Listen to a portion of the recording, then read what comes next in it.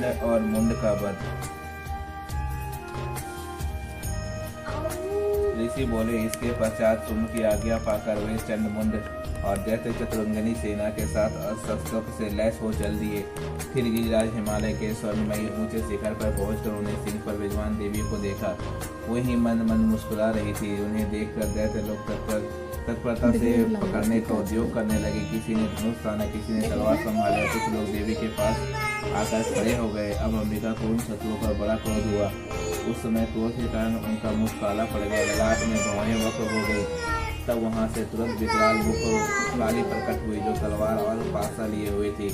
विचित्र खतरनाक धारण किए हुए चीते के चमड़े में की साड़ी पहने हुए, नरमुंडों की माला से अलंकृत थी। उनके शरीर का मांस सूख गया था, केवल मात्र अस्थि पंजर शेष था, जिसे वो अत्यंत भयंकर जान पड़ती थी।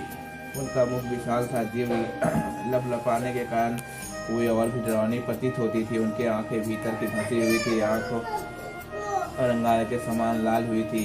वे अपनी भयंकर गर्जना से संपूर्ण दिशाओं को गूंज रही थी। बड़े बड़े दैत्यों का वध करती हुई कालिका देवी बड़े वेग से दैत्यों की सेना पर टूट पड़ी, उनका भक्षण करने लगे। वे पार्श्व रक्षकों के अंकुशधारी महाचर पर घंटा सहित कितने ही हाथियों को एक ही हाथी पकड़कर मगर मुख ग्रास बना डालती थी। किसी को बालों से पकड़ लेती थी, किसी को गला दबोच देती थी, किसी के पैरों से कुचल डालती थी, किसी को छाती के धक्के से गिराकर मार डालती थी। वे असुरों को फेंके हुए बड़े बड़े शस्त्र मुंह से पकड़ लेती थी। रोज सब भयंकर उनके दांतों से चकनाचूर कर डालती थी। कितने को मार भगाया, कुछ कई तलवार के हाथ उतार दिए, कुछ खड़े और कितने ही असुर दांतों के अग्रभाग से कुछ ले जाकर मृत्यु को प्राप्त हुई। इस प्रकार देवी ने असुरों को उस समस्त सेना को क्षण भर में धराशायी कर दिया। यह देखकर चंड उन अत्यंत भयानक काल देवी की ओर दौड़ा। महादैत्य मुंड ने भी अत्यंत भयंकर बाणों की बौछार से तथा हजारों बार चलाए हुए चक्रों से उन्हें भयंकर नेत्रों वाली देवी को अवेदित कर दिया।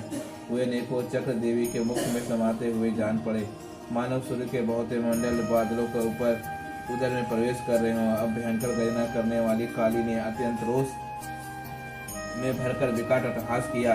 उस समय विकराल मुख से भीतर कनेतर देखे जाने वाले दांतों की प्रभा से वह अत्यंत उज्ज्वल दिखाई देती थी। सिंह पर उठकर चंड पर हमला किया। उसके केस पकड़कर उसकी तलवार से उसका मस्तक धड़ से अलग कर दिया।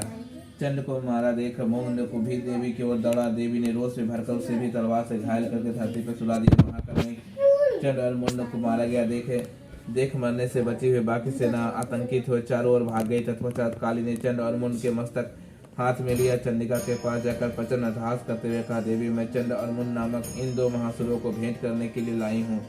अब युद्ध यज्ञ में तुम सुमन सुम का स्वयं ही वध करना।